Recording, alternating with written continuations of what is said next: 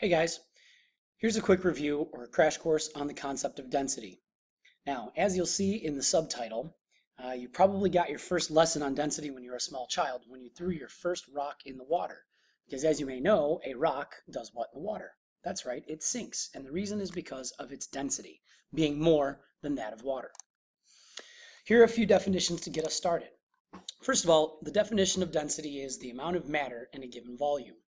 Now we could say that another way in more simple terms by saying it's how much stuff is packed into a space.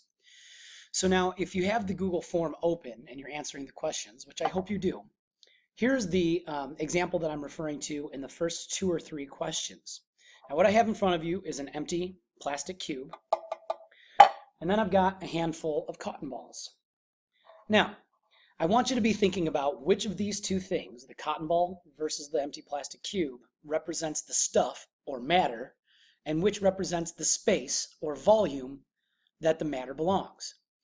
So here, as I add cotton balls, and again, think if the cotton balls represent the matter or the volume, as I add more cotton balls, the system, cotton balls plus the cube, the density of the system increases. So again, the first 2 or 3 questions in the Google form ask you which represents the matter. Is it the cotton balls or is it the cube? And then the follow-up question is just the opposite. Which represents the volume, the cotton balls or the cube? So I'd like you to answer that question when you have a chance. Now let's take a look at this situation on the bottom left. You'll see it looks very similar to what I just showed you. We have a cube and in it many red dots representing molecules.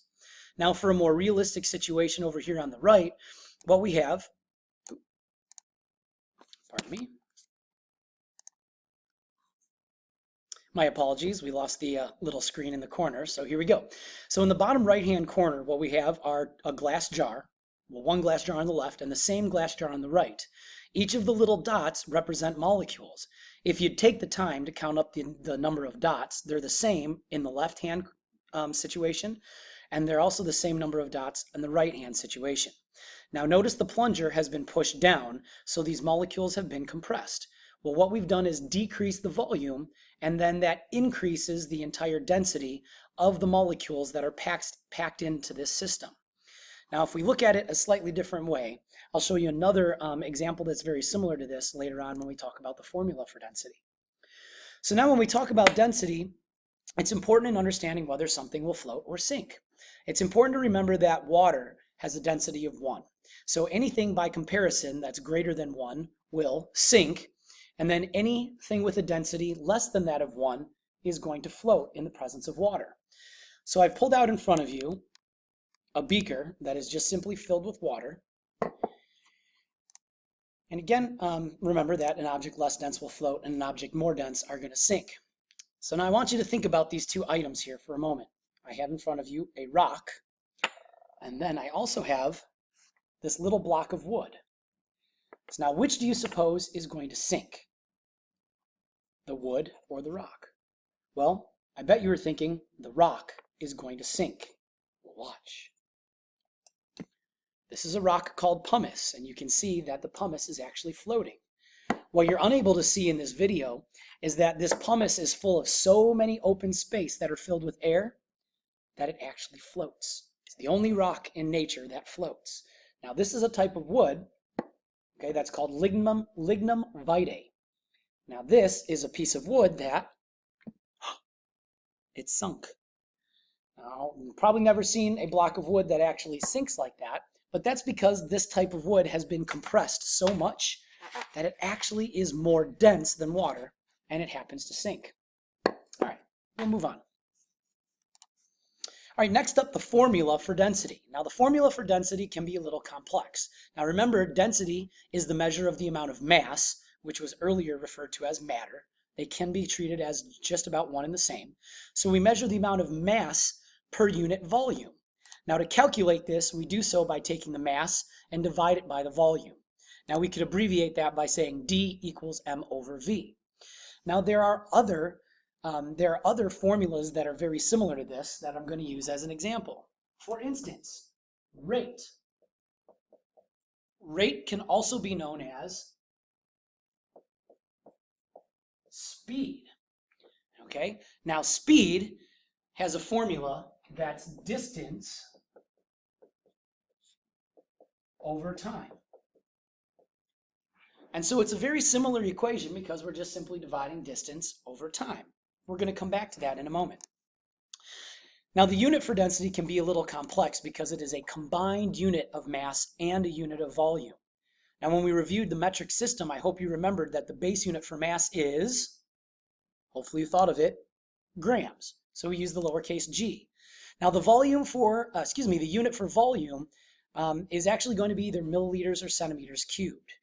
Now we're not going to use the base unit liters because it's a large volume of water. So instead we use the more common measurement, milliliters. Now remember, milliliters can be used for liquids, which we can use a beaker or a graduated cylinder, which I don't have in front of me. But if it's a more regular shaped object, for instance like a cube, well then we're going to use centimeters cubed. That's because we can measure the length, the width, and the height. Now other regular shaped objects, which we'll see here, why there are 2 units for volume. Well, other regularly shaped objects are going to be things like cylinders, pyramids, cubes, as I said before, spheres, things that you can clearly measure the dimensions of.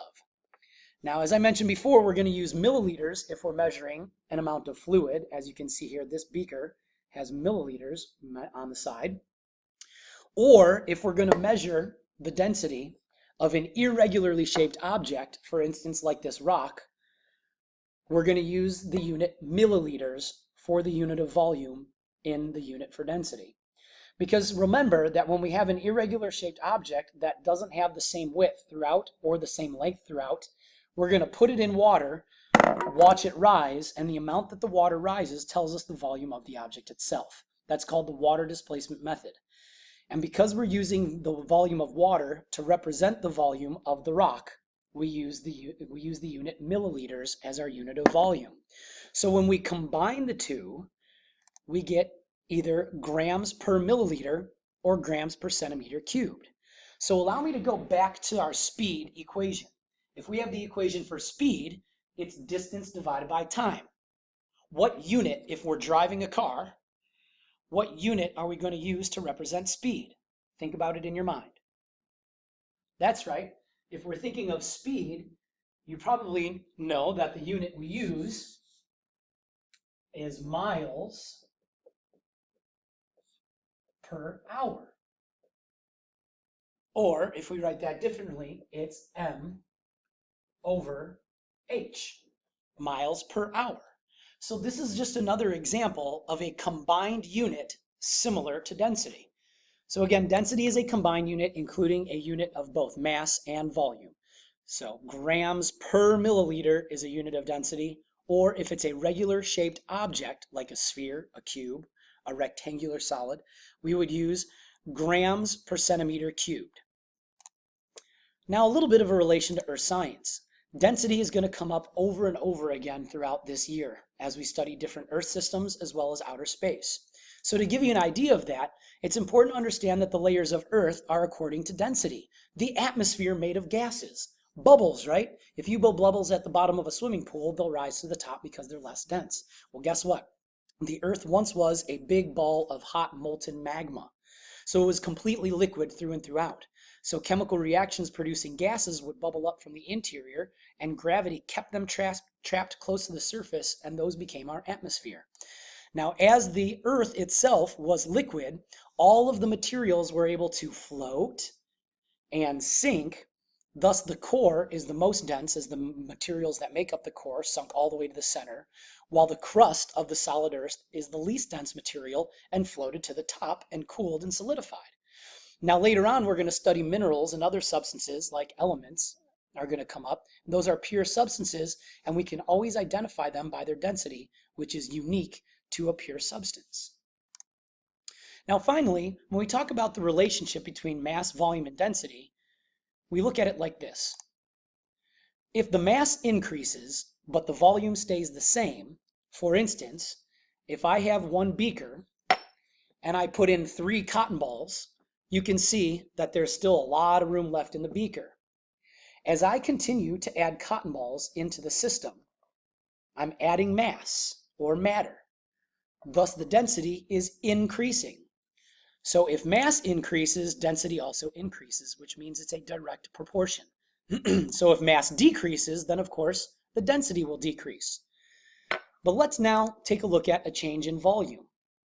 So if I take the volume, so if I take this beaker full of cotton balls, but then I decrease the size of the beaker, we have a decrease in volume. So if I take the same number of cotton balls and I start adding them to the smaller beaker, I hope you see that it's much more difficult for me to fit all of these cotton balls in this beaker. So if I decrease the volume, but I have the same amount of mass or the same amount of cotton balls, then what happens to density? Well, I hope you understand that they are more densely packed inside this beaker. So if volume decreases, our density increases. We call that an inverse or opposite proportion. So then the opposite is true. If the volume increases, right? If I put these cotton balls in a bigger beaker, there's more room for them to roam. So these cotton balls are less densely packed together. So finish up answering the questions on your Google form, and I'll look forward to marking that assignment as done. Thank you very much, and we'll see you next time.